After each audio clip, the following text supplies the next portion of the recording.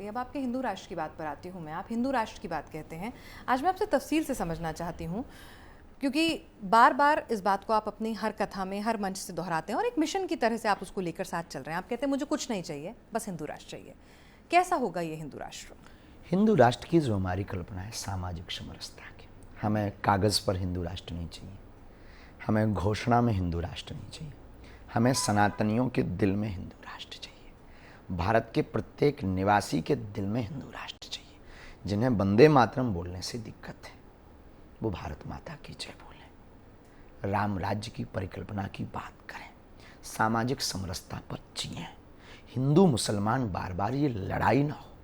हमारा हिंदू राष्ट्र का ध्येय है और हमें नहीं लगता कि ये ध्येय गलत है, और ये बहस का मुद्दा नहीं, स्वीकारता की बात है। नहीं, स्वीकारता मन से आनी चाहिए या फिर संख्या बल से आनी चाहिए? दोनों से, पहले मन से फिर संख्या बल से। आपको कोई आपत्ति नहीं है कि अपनी बात अगर थोपी भी जाए हिंदू राष्ट्र में तो कोई दिक्कत नहीं? थोपने में क्या आपत्ति? ये थोपना नहीं है, ये तो बहुत सहज बस हमें लगता है स्वीकार करवाना है। जिस प्रकार से बादलों के आने से सूर्य छिप जाता है, बस हमें बादल हटाना है एक हवा से।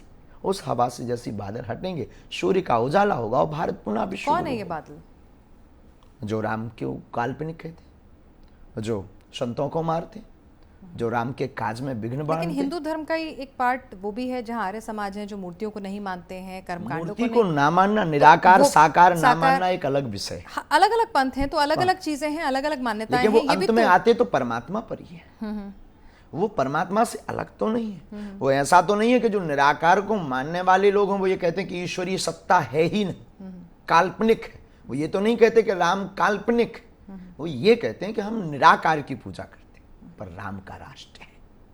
अच्छा ठीक है, तो ये तो आपने बात समझाई मुझे। मैं हिंदू राष्ट्र में ये जानना चाहती हूँ कि हिंदू राष्ट्र में कैसा होगा। अगर मेरे लिए, एक तो कब होगा पहले तो ये बताइए। पर्ची निकालिए आज आप हिंदू राष्ट्र की, आप सबकी पर्ची निकाल के टाइम बताते हैं कि इस दिन ये होगा तुम्हारे साथ, अब 6 महीने में ये होगा, आप बताते हैं ना। तो हिंदू राष्ट्र के लिए आप कभी पर्ची निकालिए आपने, कब होगा? मुझे पता है इस वक्त आप गद्दी पे नहीं हैं, अभी नहीं निकाल सकते, तो वो मैं काम नहीं कहूँगी, लेकिन कुछ इंट्यूशन के कब तक हो जाएगा? जिस दिन आपके जैसे प्रबुद्ध लोग हिंदू राष्ट्र की मांग दिल खोलकर मांगने लगेंगे, उसी दिन हमारा सपना पूर्ण होने लगेगा। जी, मेरे लिए संविधान के हिसाब से जो हमारा हम देश संविधान है के बाहर बिल्कुल भी नहीं है, ना आपको थोप रहे हैं, संविधान के सहित। और जिस दिन आप जैसे प्रबुद्ध लोग भारत के चतुर्थ स्तंभ मीडिया, जिस पर हमारा अति से ज्यादा भरोसा है, ये मांग करने लगेगा, उसी दिन भारत हिंदू राष्ट्र की ओर अग्रसर। सेकुलर राष्ट्र और हिंदू राष्ट्र में क्या अंतर हो जाएगा? अगर सेकुलर राष्ट्र है तो क्या दिक्कत है? मतलब कानून वही रहेगा, संविधान वही रहेगा, या वो भी बदल जाएगा? कानून से हमें न तो कोई बदलाव, बस संविधान में एक सुधार की अपेक्षा।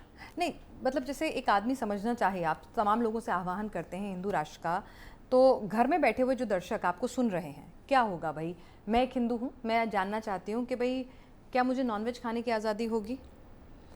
आप तो लहसुन प्याज भी मना करते हैं कि हिंदू राष्ट्र में नॉनवेज बैन हो जाएगा? हमारे हिंदू राष्ट्र में खान पान व्यवहार में हम कोई टीका टिप्पणी नहीं करेंगे। राम राज्य की कल्पना में जो हमारे वेदों में आहार शुद्धि है उसकी बात रखेंगे।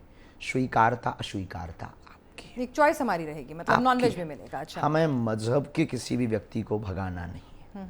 हमारे हिंदू राष्ट्र की परिकल्पना में मुसलमान यहाँ रहेगा, ईसाई यहाँ रहेंगे, और भी अगर कोई थर्ड तब तक उत्पन्न हो भी जाएगा वो भी यहाँ रहेगा। सब रहेंगे, सब अपनी सब मर्जी से रहेंगे, अपनी परंपरा का पालन करेंगे। बस बार बार ये जो राजनीतिक द्वारा जहर फैला दिया जाता है, हिंदू और मुसलमान सामाजिक समरसता के नाम पर बैकवर्ड और फॉरवर्ड की लड़ाई, बार बार जो रामचरितमानस की प्रतियां प्लांटेड रूप पर वो भी तो से हिंदू जलाई नहीं जलाई ना, मतलब तो उसके पीछे कौन है ये बड़ा रहस्य है।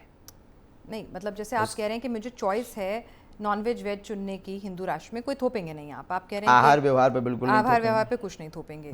तो फिर अगर एक शख्स को किसी चीज की मिस इंटरप्रिटेशन है, उसके लिए कानून है, लेकिन उसके लिए आप राम के राज्य में और राम के राष्ट्र में रामचरितमानस को फाड़ेंगे नहीं। तो क्या होगा? आप अपने पिता को फाड़ेंगे? अगर हिंदू राष्ट्र में किसी ने ये अपराध कर दिया तो उसके साथ क्या सजा होगी? सिस्टर, अगर कोई आपके पिता का चित्र फाड़े तो आपको अच्छा लगेगा या बुरा?